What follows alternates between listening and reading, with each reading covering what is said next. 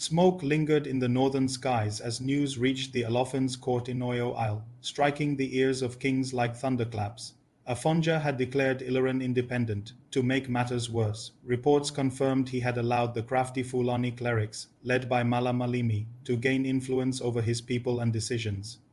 In the royal courtyard, the Oyo-Messi were locked in a fierce argument, their voices rising and falling like clanging gongs. "We should march right away," shouted Basharan Oyejimi. "Afonja is a traitor. He deserves punishment."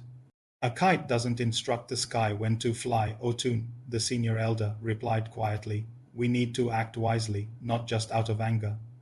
Aderoju stood quietly to the side, waiting for the king's command. When called upon, he bowed deeply.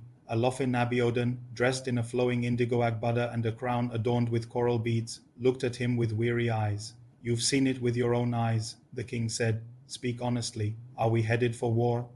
Aderoju replied, his voice low but steady. "Kabiesi. Ti. Che MD. MD. Yi. Mo. Che. When the house begins to consume the hunter's child, the hunter often doesn't see that his home is turning against him. Afonja has opened the gates to outsiders. Ilorin isn't just rebelling. It's inviting conquest. An uneasy silence fell. The Alaafin rubbed his beard thoughtfully. "Call for the royal cavalry," he ordered. "We'll send a clear message, one written in hooves and steel." Days later, war drums echoed across the savannah. The royal army, under Aderoju's command, rode north. At the banks of the River Asa, just outside Ilorin, they confronted Afonja's forces. But what they faced wasn't just the familiar tactics of Yoruba warriors anymore. Arab-style horsemen rode alongside them, swift, silent, lethal. They chanted in languages foreign to Oyo's ears. The Fulani Jihadi alliance had risen. Aderoju, riding his renowned steed Eran Pupa, called out to his men, "Yene Moyo, Tiy Baj Ibo W. Moama, e.g., if the bird hears the hand, it must also hear the tree. We are that tree. Stand tall."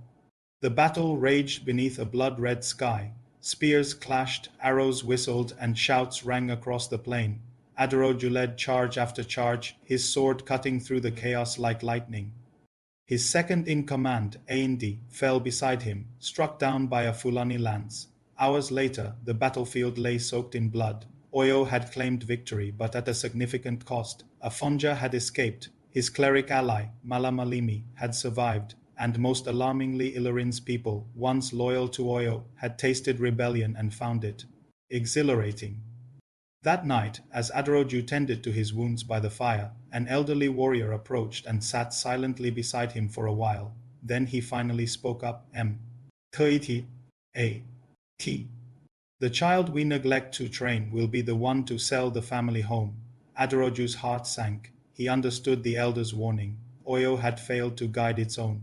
Greed had taken root in the palace.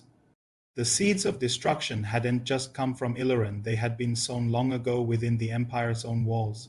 And now, they were starting to bear fruit. The market square of Oyo-Ile was alive with activity. Drummers were calling out to customers, women were selling their goods, and children were laughing as they dashed between stalls. Smoke from the suya vendors curled up into the sky, mingling with the spicy aroma of Aderoju and the rich scent of fresh palm oil. But under all the colors and noise, something more sinister lurked. The whispers of conspiracy. At the edge of the market, Aderoju moved stealthily in his regular clothes, accompanied by his trusty friend and fellow soldier. Ogun Modid, a sharp-eyed guy with a laugh like a goat's bleat but the instincts of a predator. They paused at a yam seller's stall. Aderoju leaned in to check out a tuber and whispered, "Have you heard the latest about Chief Basharan Oyejimi?" Ogun Modid let out a soft snort. "T. O. M. Run. S. Naini. Yi. The prophet who brags about blessings forgets it is God who grants favor. That guy has become too loud." Aderoju handed over some cowries for the yam, giving the seller a knowing nod. The seller, an elderly woman with a missing tooth and hawk-like eyes, leaned in to whisper, "Mo, Agbon. Naini.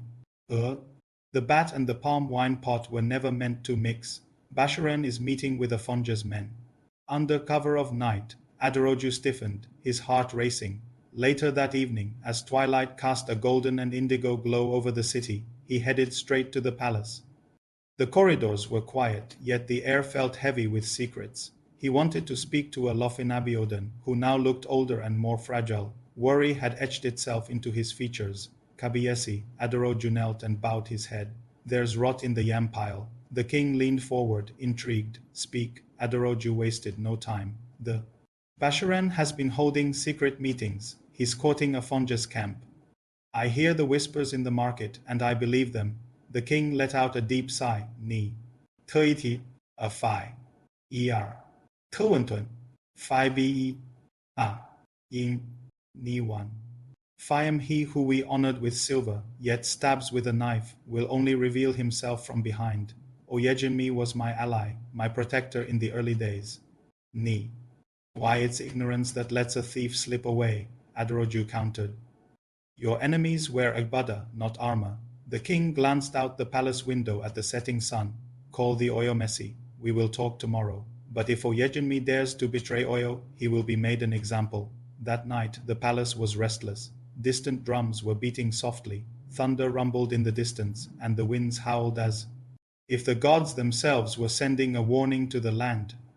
In the shadowy corners of the market, conspirators gathered, greedy chiefs, angry nobles, men who once stood in support of Oyo's greatness, now plotting its downfall. In his chamber, Aderoju sat alone, sharpening his blade.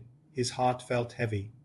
Yi, Tuiti, Phi, R, Yin, A, Naini.